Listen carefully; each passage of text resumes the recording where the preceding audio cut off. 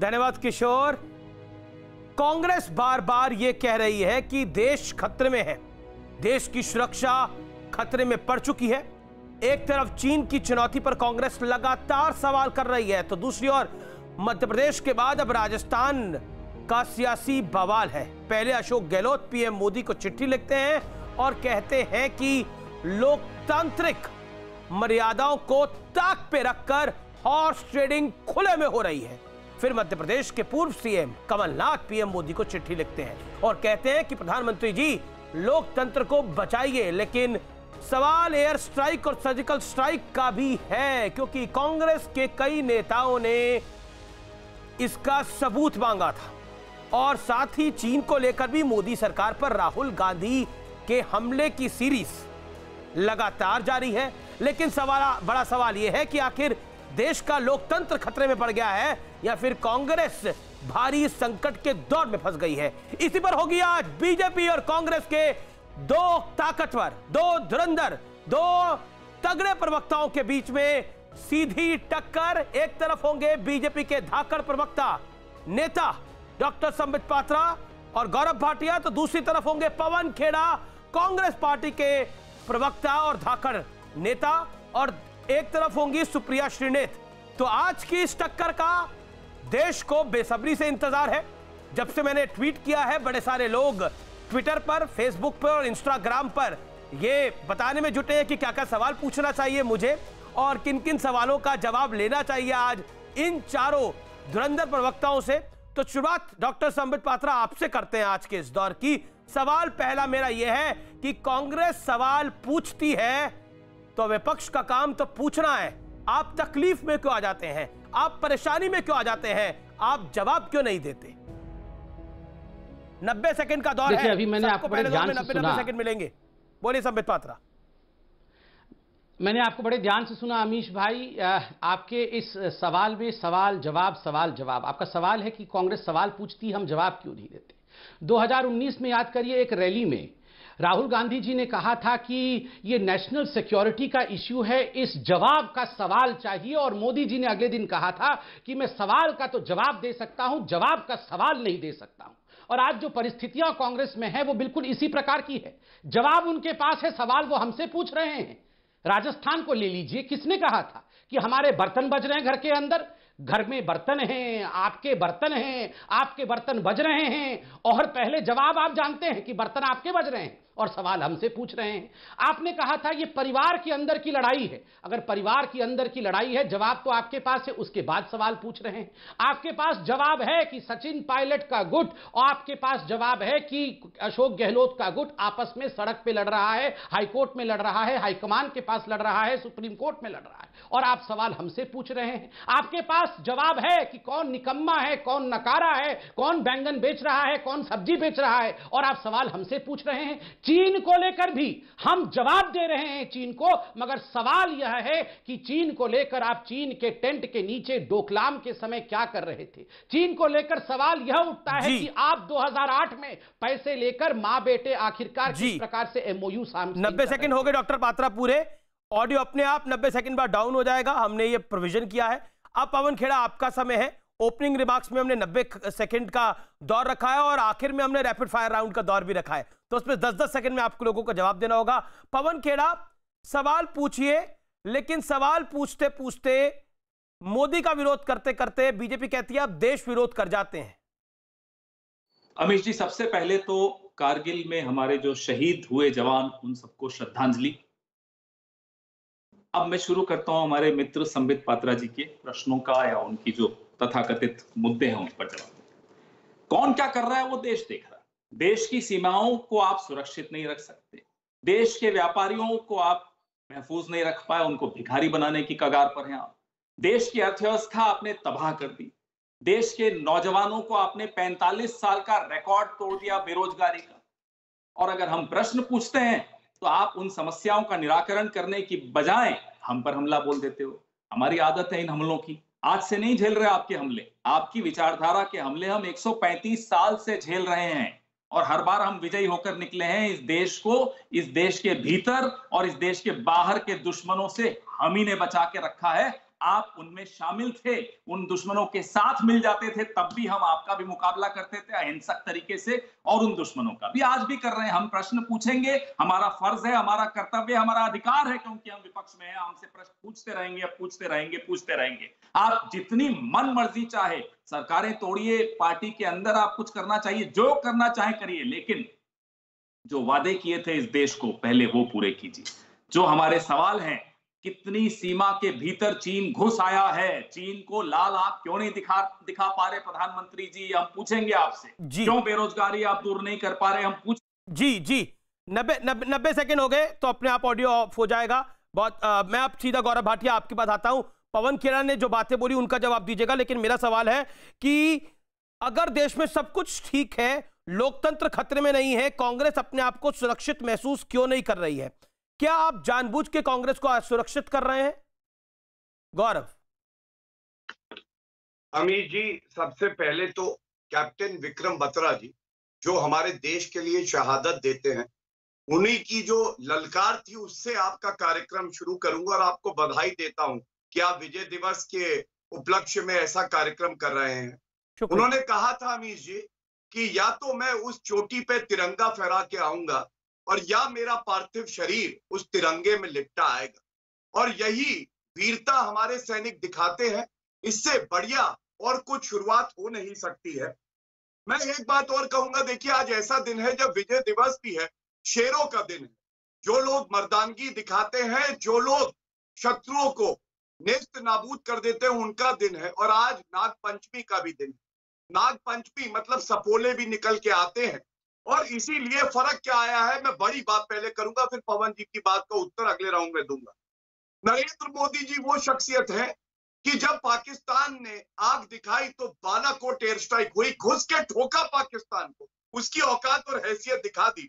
और पहले क्या होता था, मुंबई में आतंकवादी हमला हुआ तो उसके बाद 50 साल के अपरिपक्व बालक पार्टी में डांस करते हैं, डीजे से कह रहे थे पप्पू कान डांस साला वाला सॉन्ग चला दो। हुआ यह था कि फाली होमी मेजर, जो तत्कालीन एयर चीफ मार्शल है, उन्होंने मनमोहन सिंह से कहा नेस्त नाबूद कर देंगे पाकिस्तान को, आप इजाजत दीजिए। मनमोहन सिंह जी ने धीरे से कहा मैं मैडम जी से पूछ के आना। 90 सेकंड आपके हो गए, ऑडियो अपने आप ऑफ हो जाएगा। सुप्रिया श्रीनेत, आपका समय अब शुरू होता है। सुप्रिया, आप कांग्रेस में अभी 2019 के चुनावों में ही आई है। 2019 के चुनावों में जो नतीजे आए देखा, उसके बाद कांग्रेस का एक संकट काल शुरू हुआ। संकट काल इसलिए मैं कह रहा हूं क्योंकि लगातार युवा नेताओं का पार्टी को छोड़ना लगातार जारी है या फिर नाराज होना जारी है। अशोक तंवर हो, ज्योतिरादित्य सिंधिया हो, संजय झा हो, या फिर अब सचिन पायलट वाला इंसिडेंट हो। क्या आपको लगता नहीं है कि आप अपनी पार्टी नहीं संभाल पा रहे? आप देश पर एडवाइस दे रहे हैं, पब्लिक बोलेगी पहले घर संभालिए, बाहर को बाद में देखिए। सुप्रिया जी। ऐसा है अमीश जी, क्योंकि आज विजय दिवस पर हम बात कर रहे हैं तो आर्मी के शौर्य और पराक्रम को हम सबका प्रणाम है। और मुझे थोड़ा सा खेद हुआ जो प्रवक्ता ने अभी सपोलो के बारे में कहा, क्योंकि नाग देवता शिवजी के कंधे पे रहते हैं और विष्णु भगवान का आसन है। वो तो ऐसे कहना नहीं चाहिए, वो किसी की आस्था के भी प्रतीक होते हैं। खैर, इन लोगों से क्या आशा की जा सकती है। आपने युवाओं की बात करी और हमारे संकट की बात करी। मैं दो बात आपसे कहती हूं। आज क्या संकट है? आज देश के सामने सबसे बड़ा संकट है कि 13.5 लाख कोरोना के केसेस हैं और किसी को नहीं पता ये लड़ाई कहां जाके रुकेगी। आज देश के सामने हमारा बॉर्डर पे संकट है, ना गृह मंत्री ना रक्षा मंत्री को पता है, क्योंकि वो कहते हैं हम कोई गारंटी नहीं दे सकते, ना प्रधानमंत्री को कुछ पता है। आज संकट है लचर अर्थव्यवस्था का, जिस वर्ल्ड बैंक में मोदी जी की बहुत आस्था और श्रद्धा है, वो कह रहा है कि जबरदस्त तरीके से लोग गरीबी की सीमा रेखा के अंदर जाएंगे। उसके बारे में सरकार के पास कोई जवाब नहीं है। तो सवाल कैसे नहीं पूछे जाएंगे? अरे हमें अपना घर संभालना होगा, हम संभालते रहेंगे, लेकिन हमारा काम सवाल पूछना भी है। विपक्ष का काम है सवाल पूछना, और एक सरकार का काम होता है उस कसौटी पर खरा उतरना। और खरा उतरना तो दूर की बात है, बार बार बगले झांकते हैं, इधर उधर की बातें करते हैं। सवाल पूछिए तो गाली और अमर्यादित भाषा का प्रयोग करते हैं। अपनी जो फ्रंटल एजेंसीज है, ईडी और आईटी, उनसे आप हमें नहीं दबा पाइएगा, ना हमें डरा पाइएगा। हम वो लोग हैं जिन्होंने जी 90 सेकंड हो गए, ऑडियो अपने आप ऑफ हो गया। मैं अब डिबेट को ओपन करता हूं और मुझे उम्मीद है कि पूरी मर्यादित ढंग से हम इस बहस को करेंगे और बीच में नहीं बोलेंगे। सबको 60-60 सेकंड का वक्त मिलेगा अपनी बात को रखने के लिए। प्लीज उसको फॉलो करिएगा, मेरा निवेदन है। और जो स्काइप पर है वो बिल्कुल फॉलो करें, क्योंकि उनके ऑडियो में बड़ी दिक्कत आती है, हम सब जानते हैं। मैं अब आपके पास आता हूं संबित पात्रा। संबित पात्रा, आप समझना नहीं चाहते, आप समझाना नहीं चाहते। अगर चीन की बात हो तो राहुल गांधी बात करते हैं, आपको बड़ी तकलीफ हो जाती है। लेकिन पॉइंट इस समय यह है कि आप कांग्रेस को कमजोर करना चाहते हैं, आप देश को मजबूत नहीं करना चाहते। कौन कह रहा है कि हम कांग्रेस को कमजोर करना चाहते हैं? और अगर कांग्रेस कमजोर हो रही है अपनी बला से, तो हम क्यों उसको मजबूत करें? मैं हर डिबेट में कहता हूं कांग्रेस को मजबूत करने का काम ये भारतीय जनता पार्टी मेरा है। मैं बोल रहा हूं आप कांग्रेस को कमजोर करना चाहते हैं लेकिन देश को मजबूत करना नहीं चाहते। सवाल है मेरा।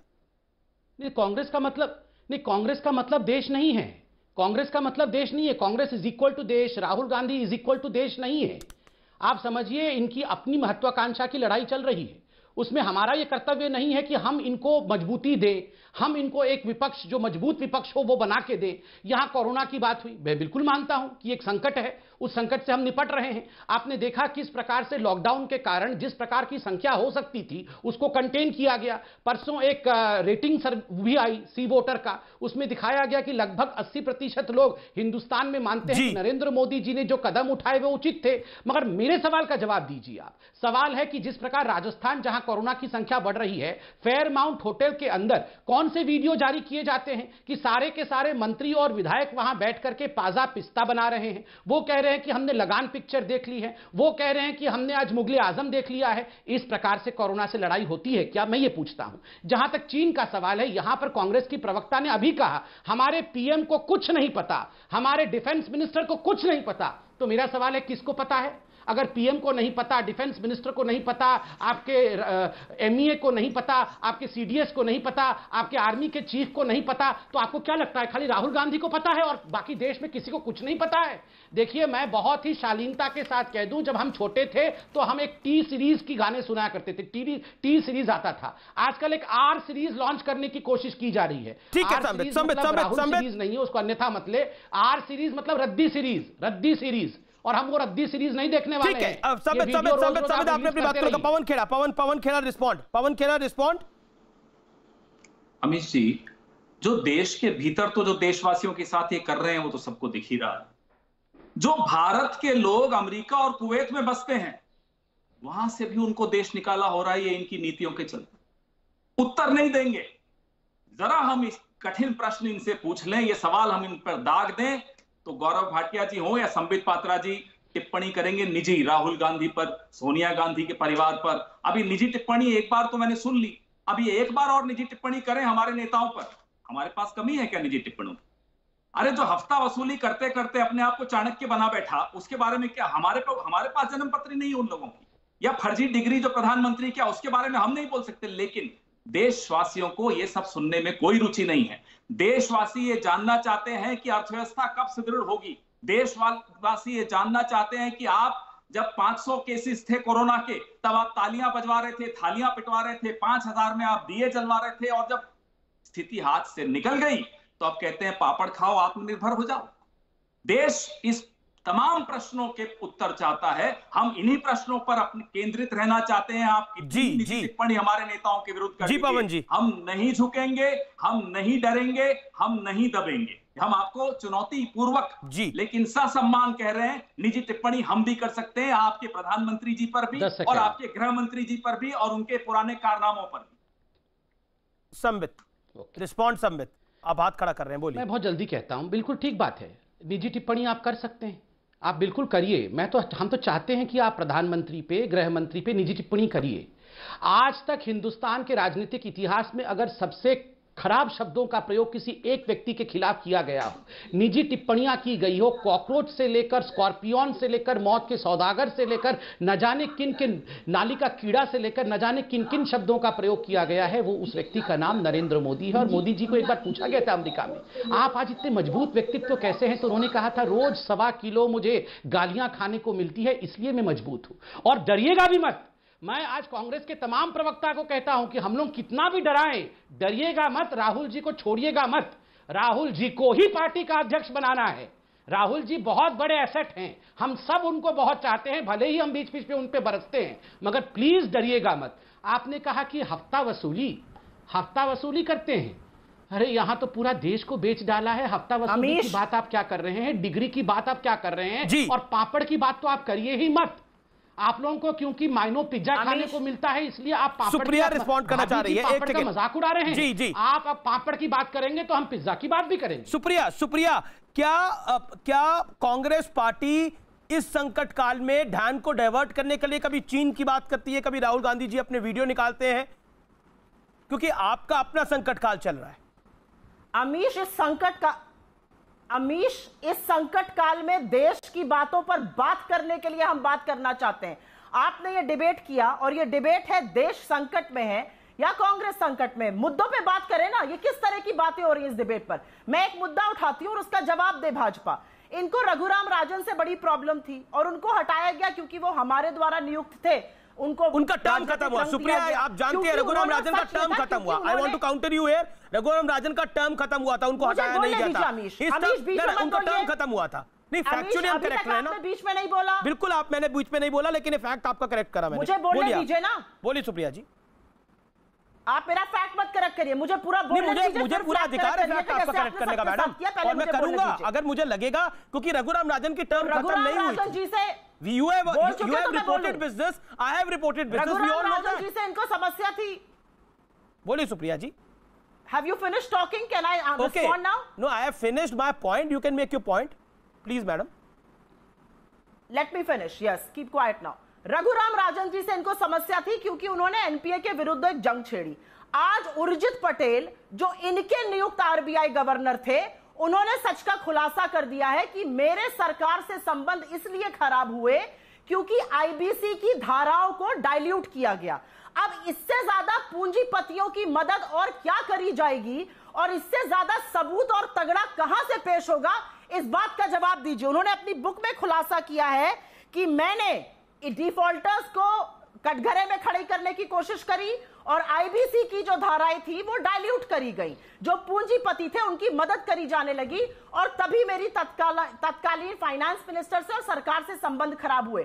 अभी तक इस सरकार में इसका कोई खंडन नहीं आया है, पहली चीज। और दूसरी चीज, जहां से मैंने डिबेट शुरू किया था उस पर भी जवाब मुझे चाहिए कि वर्ल्ड बैंक ने एक ड्राफ्ट इंडिया अपडेट रिपोर्ट निकाली है जो अभी फाइनेंस मिनिस्ट्री के पास है, और उनका कहना है कि सरकार की नीतियों के चलते और लॉकडाउन के चलते और जिस तरह की प्री कोरोना स्लो डाउन हो रहा था, जबरदस्त तरीके से मैडम अब हो गए बनेंगे। मैंने टाइमर लगा रहा कि आपको 75 सेकंड हो चुके हैं बोलते बोलते। You made your point, I have to get Gaurav Bhatia. और आपने मुझे बोला कीप क्वाइट, मैं अपनी डिबेट में मैं कीप क्वाइट नहीं रहूंगा मैडम, मैं आपको बोलूंगा जब आपका समय खत्म हो जाएगा आप कीप क्वाइट हो जाइए। मैं गौरव भाटिया के बाद आता हूं। गौरव, ओके जी, बीच में मत बोलिए। मैं बीच में बिल्कुल नहीं बोला, आपने एक फैक्ट को ट्विस्ट करा तब मैं बोला। गौरव भाटिया का मैच पा जाता हूं। गौरव भाटिया, रिस्पॉन्ड टू सुप्रिया श्रीनेते, आप रिस्पॉन्ड करिए। और मैं आपसे यह जानना चाह रहा हूं, क्या आपको लगता है कि राजस्थान में आप संविधान को ताक पे रख रहे हैं? I want to quote here Randeep Singh Surjewala, Congress media head,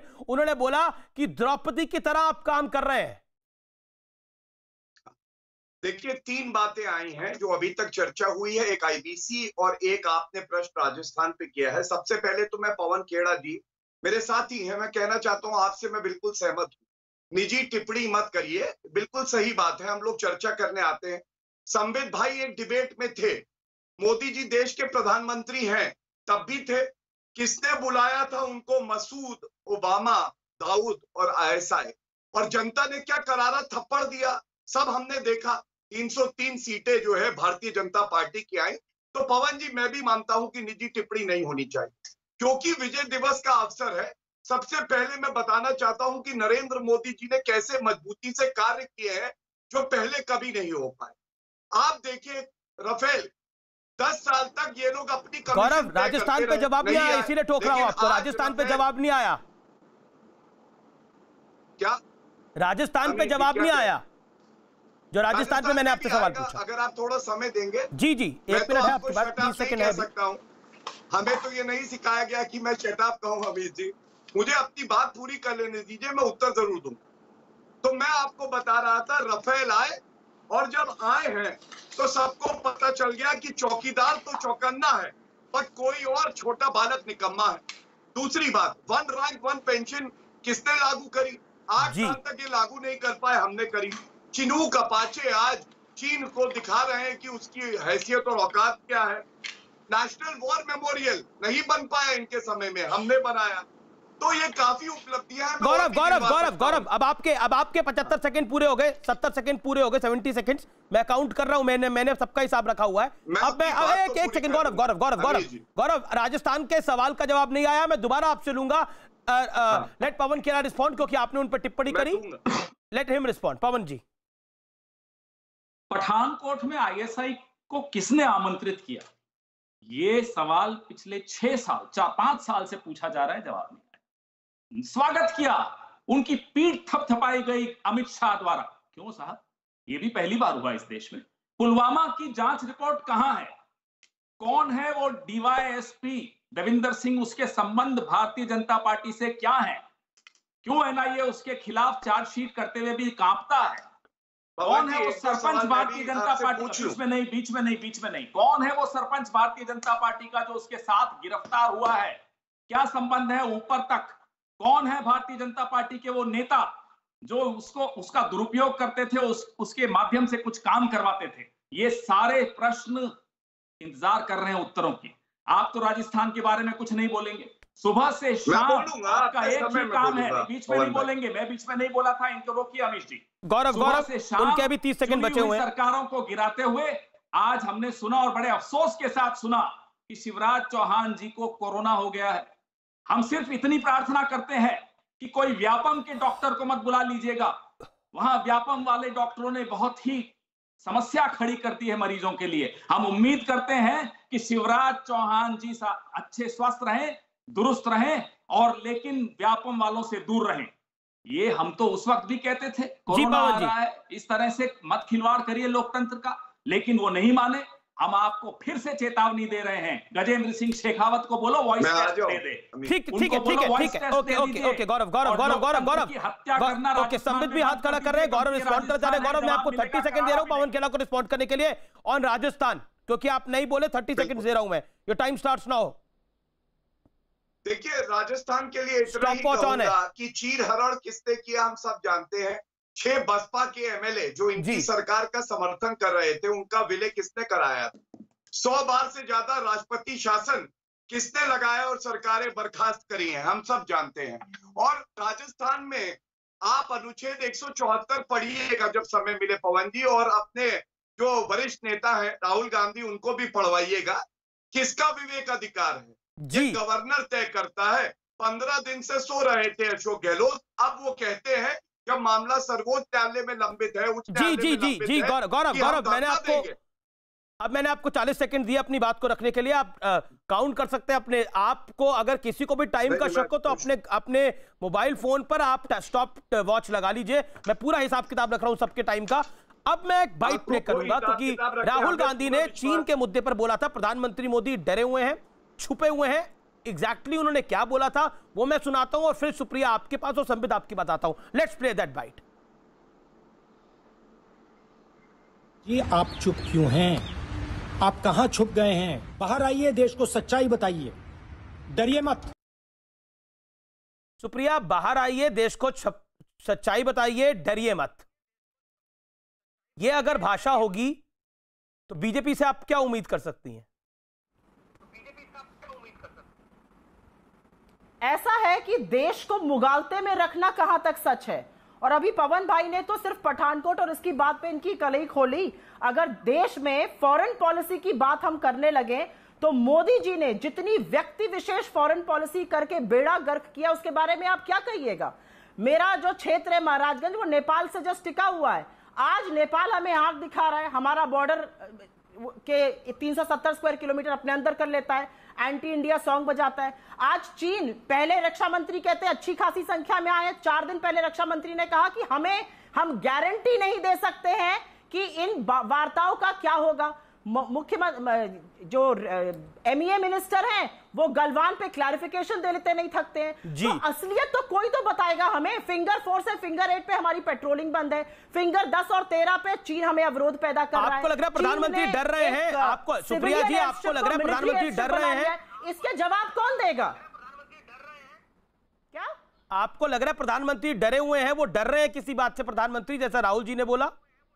आप मानती हैं ऐसा? Do you endorse it? भाई ऐसा है अमीश देवगन जी, अमीश देवगन जी, प्रधानमंत्री से हम लाल आंखें और मुंह तोड़ जवाब की उम्मीद करते थे जो वो 2013 में कहते थे। ठीक है, अमित शाह जो कहते थे कि चीन पिकनिक बना के चले जाता है। ठीक है मैडम, चाहते थे मैडम, मैंने आपको सवाल पूछा, आपने जवाब दिया। अब संबित पात्रा, बंधी हुई है।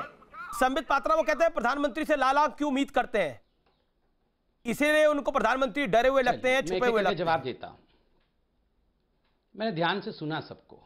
पहली बात है, आप याद करिए जब सर्जिकल स्ट्राइक हुआ था, डीजीएमओ ने निकलकर पूरे देश को संबोधित करते हुए कहा था कि आज हमने पाकिस्तान के छक्के छुड़ा दिए हैं, एक सर्जिकल स्ट्राइक हुआ है।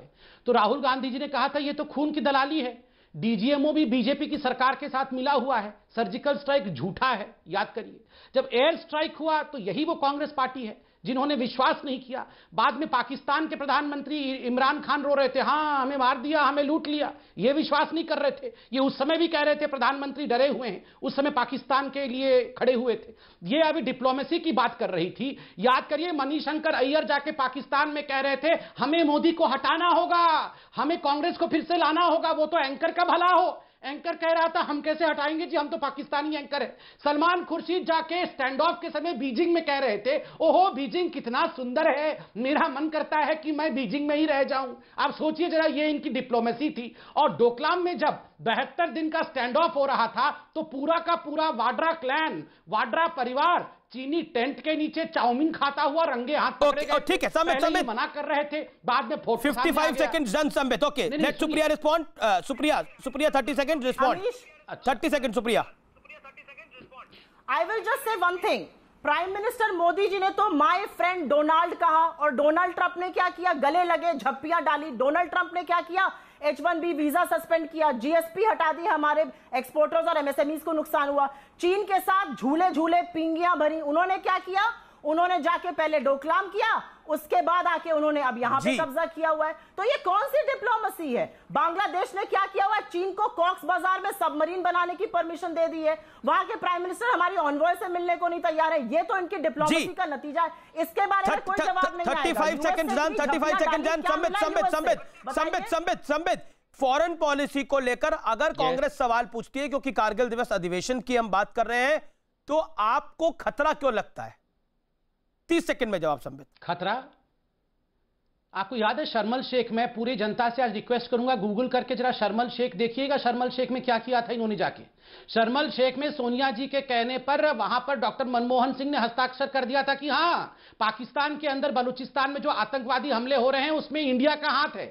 कांग्रेस पार्टी में दो फाड़ हो गया था। ये तो इनकी डिप्लोमेसी की हालत थी। और मैं यहां सीना ठोक के बीजेपी का प्रवक्ता नहीं, एक हिंदुस्तानी कह रहा हूं, हिंदुस्तान का प्रधानमंत्री ना डरा हुआ है ना छुपा हुआ है, वो अड़ा हुआ है, वो डटा हुआ है। इसलिए कान खोल के, चाहे कांग्रेसी हो चाहे कोई असउद्दीन ओवैसी के पार्टी के लोग हो जो हिंदुस्तान के प्रधानमंत्री पत्थरबाजी करने की संबित हो ना, कान खोल के सुन लो। ये लंबे लंबे बाल बढ़ाने वाले और बुझी हुई आंखें वाले ये लाल आंखों की बात नहीं करते जी। लाल आंखें कहां है, कहां है मुंह तोड़ जवाब? बड़ी 56 इंच की छाती थी ना, कहां है आज? क्लोजअप करके दिखाओ रे मेरी लाल आंखें, दिखाओ दिखाओ लाल आंखें, उनका क्लोजअप लाओ कैमरा, लाल आंखें दिखाओ इनको। चीन का नाम नहीं ले पाते प्रधानमंत्री अपने वक्तव्यों में। बिल्कुल वीर है हिंदुस्तान, जवान है हिंदुस्तान, मारेगा हिंदुस्तान, ठोकेगा हिंदुस्तान। आपको हिंदुस्तान की वीरता पे शक है? कोई शक है हिंदुस्तान की वीरता पे? कोई शक है? मैं पूछता हूँ आज कांग्रेसियों से, कोई शक है आपको हिंदुस्तान के वीरता पे? आपको शक है? डर के खुद के कोई नहीं बैठा हुआ है हिंदुस्तान में। मैडम सुन लीजिए, मैं आपको भी डरपोक नहीं बोलता हूँ, मैं आपको भी हिंदुस्तान इस तरह के शब्द नहीं बोलने चाहिए किसी के लिए। आप भी लड़ सकती है। ये हिंदुस्तान हिंदुस्तानियों को डरपोक कहना, ये हिंदुस्तानियों को कापुरुष कहना, ये हिंदुस्तानियों को छुपा हुआ कहना बंद करिए, बंद करिए। ये शब्द ना बोले, कोई बकबक नहीं कर रहा, दोनों की पार्टी को रिप्रेजेंट करें, मेरा निवेदन देश को बेचेंगे नहीं। देखिए शांत नहीं होने दिया जाए। सुप्रिया जी शांत, पवन जी को डिबेट में कहता हूं, मुझे लगता है कि लड़ने आकर मेरी रिक्वेस्ट को मानिए। देखिए क्या दिखाई, ऐप बैन कर दिए। ओके संबित, थैंक यू, आप चुप हो गए। सुप्रिया जी अब आप भी शांत हो जाइए। सुप्रिया जी आपको भी किसी को बकबक नहीं बोलना चाहिए, आप दोनों पार्टी के प्रवक्ता हैं, दोनों अपनी पार्टी के विचार रख रहे हैं, मुझे लगता है कि सभ्य बहस हो तो बेहतर है। मैं पवन जी का रुख करता हूं। पवन जी, मैं एक बाइट आपको राहुल गांधी जी की सुनाता हूं, क्योंकि आप दिल्ली से बहुत करीब हैं। उस दिल्ली के ही चुनावों के दौरान उन्होंने एक बाइट दी थी, और वो बाइट मैं आपको सुनाता हूं जिसका प्रधानमंत्री ने संसद में जवाब भी दिया था। फिर मैं राजस्थान के मुद्दे पे आ रहा हूं, वो बाइट प्ले करिए, देन पवन जी। ये जो नरेंद्र मोदी अभी भाषण दे रहा है, मैं आपको बता रहा हूं 6 महीने बाद, 7-8 महीने बाद ये घर से नहीं निकल पाएगा। हिंदुस्तान के युवा इसको ऐसा डंडा मारेंगे, इसको समझा देंगे कि हिंदुस्तान के युवा को रोजगार देने के बिना ये देश आगे नहीं बढ़ सकता है। ये बात सही है कि काम जरा कठिन है, तो तैयारी के लिए 6 महीने तो लगते ही हैं, तो 6 महीने का समय तो अच्छा है। लेकिन मैं भी 6 महीने में तय किया हूं कि रोज सूर्य नमस्कार की संख्या बढ़ा दूंगा, ताकि अब तक करीब 20 साल से जिस प्रकार की गंदी गालियां सुन रहा हूं और अपने आप को गाली प्रूफ बना दिया है, 6 महीने ऐसे सूर्य नमस्कार करूंगा कि मेरी पीठ को भी हर डंडे झेलने की ताकत वाला बना दूंगा। पवन जी अब मैं आपके पास आता हूं। आपने प्रधानमंत्री का जवाब भी सुना, राहुल गांधी ने जो बोला वो भी सुना। 6 महीने लगभग हो गए हैं, अगस्त में 6 महीने पूरे हो जाएंगे। लेकिन इस 6 महीने में पॉलिटिकली अगर हम डंडे की बात करें तो कांग्रेस को वो पड़ा है, चाहे वो मध्य प्रदेश हो चाहे राजस्थान की स्थिति हो। क्या कहना चाहते हैं खेड़ा साहब, क्योंकि आपका राजस्थान से भी लिंक है। अच्छा खासा तो सुनाई अमीश जी, राजस्थान में भी प्रधानमंत्री जयपुर में कुछ बोले थे, वो भी बाइट सुनाइए ना। कांग्रेस की विधवा सुनाइए ना, एक और बाइट सुनाइए। 50 करोड़ की गर्लफ्रेंड, तीसरी बाइट सुनाइए। जर्सी गाय, चौथी बाइट सुनाइए। रेनकोट पहन के मनमोहन सिंह नहाते हैं, 5वीं बाइट। और बाइट्स तो बहुत हैं, आपने जो सिर्फ राहुल गांधी की एक बाइट सुनाई है, जो उन्होंने इस देश के नौजवान बेरोजगार नौजवानों के गुस्से को आवाज दी है, आपको उसमें भी खोट नजर आ रही है। लेकिन प्रधानमंत्री का स्तर मैं आपको बताता हूं, इटली की, मैं बोल भी नहीं पाऊंगा, इस तरह की बकवास कोई बड़ा नेता करे तो शर्म आती पूरे देश को। और वो नेता अगर देश का प्रधानमंत्री हो तो हम सबका सर झुक जाता है शर्म के मारे। ये बाइट्स तो आप नहीं चलाएंगे, आप सिलेक्टिवली एक आध बाइट चलाएंगे, और उसमें भी मुझे कोई आपत्ति नहीं है। बड़ी अच्छी बात कही उन्होंने, इस देश का नौजवान क्रोधित है, आप उसका ध्यान कितने दिन तक बांटा पाएंगे? मेरा सवाल तो ये था पवन जी, मैंने आपको पूरा 1 मिनट का जवाब देने का वक्त दिया। मेरा सवाल ये था कि पॉलिटिकल डंडा तो कांग्रेस को इस समय पड़ रहा है, कांग्रेस के ही द्वारा पड़ रहा है। पहले सिंधिया साहब ने मारा, अब पायलट साहब मार रहे हैं। अमीश जी, मेरा सवाल ये था, मेरा सवाल ये नहीं था कि किन शब्दों का इस्तेमाल करा, मैंने वो बोला ही नहीं। आपको खुद लगा वो, लेकिन मैंने नहीं बोला कि राहुल गांधी ने किन शब्दों का इस्तेमाल किया। पवन जी मेरा सवाल था कि जो पॉलिटिकल डंडा जाता हूं, आपके शब्द भी समझ जाता हूं, मुझे बोलने दीजिए। जी जनता ने दोनों चुनावों में डंडा किसको मारा? मध्य प्रदेश और राजस्थान, दोनों चुनावों में डंडा भारतीय जनता पार्टी को मारा या नहीं मारा? चुनाव में ये डंडा खाते हैं, उसके बाद इनके तथाकथित चाणक्य गैंग्स ऑफ मानसा धन बल से, ईडी से, सीबीआई से, इनकम टैक्स से, तमाम एजेंसी से मदद लेकर एक भ्रष्ट मंत्री गजेंद्र सिंह शेखावत के कंधे पर रखते हैं बंदूक और कोशिश करते हैं लोकतंत्र की हत्या करने की। और आप कहते हैं डंडा हमें पड़ा। अरे डंडा लोकतंत्र को मार रहे हैं, संविधान को मार रहे हैं, ये विलेंस बनकर, ये these are the villains of democracy. तो डंडा तो इनको लगेगा, देखिएगा ये जनता ही इनको डंडा मारेगी, एक एक को डंडा मारेगी, चुन चुन कर डंडा मारेगी। गौरव भाटिया, देखिए पहले तो जिस तरह के आपत्तिजनक बयान आपके चैनल पे भी प्रधानमंत्री जी के लिए दिए जा रहे हैं, तो मैं केवल एक ही वाक्य में कहूंगा, मौत का सौदागर, बिच्छू, खून की दलाली, गद्दार, डरा हुआ है, ये सब इनकी जो है शब्दावली है और उसमें जाने से कोई फायदा नहीं। जनता ने इनको करारे थप्पड़ मारे हुए हैं, चेहरे पे अभी भी सूजन है। लेकिन आप सरकार पिछले रास्ते से बना लेते हैं, ये उनका आरोप है। नहीं, मैं एक मिनट अमित जी, बीच में मत टोकिए। मैं बहुत देर से इंतजार कर रहा था, अपनी बारी में जवाब दूंगा। जब मेरे जवाब पूरे हो जाए आप जरूर कोई भी प्रश्न पूछे। देखिए, अभी कहा सुप्रिया श्रीनेश जी ने कि चीन का नाम प्रधानमंत्री जी ने नहीं लिया। ऑल पार्टी मीटिंग के बाद जो वक्तव्य दिया, देश को संबोधित किया, वो सुने, चीन का नाम लिया कि नहीं लिया। लेकिन हाँ, 90 लाख रुपए की घूस जो गांधी परिवार ने ली है, सोनिया गांधी ने आज तक चीन की निंदा नहीं करी, बल्कि अधीर रंजन चौधरी का ट्वीट जरूर जो है इन्होंने डिलीट करवा दिया। दूसरी बात, हमें गर्व है हमारी ऐसी पार्टी है जो पाकिस्तान और चीन दोनों से एक समय पे बराबरी से टक्कर ले सकती है। लेकिन हमारी पार्टी की तारीफ कभी आतंकवादी ने नहीं करी। पाकिस्तान के आतंकवादी क्या कहते हैं? कांग्रेस पार्टी की तारीफ करते हैं, चुल्लू भर पानी में डूब मरना। ठीक है। बात हुई 2 बार। 1 मिनट अमित जी रुकिए। नहीं, हो गया, आपको 1 मिनट हो गया गौरव, आपको 1 मिनट हो गया, आपको 1 मिनट हो गया, 1 मिनट हो गया, और मेरे ब्रेक का वक्त भी हो गया। ब्रेक के बाद भी ये चर्चा जारी है, आप देखते रहिए अधिवेशन।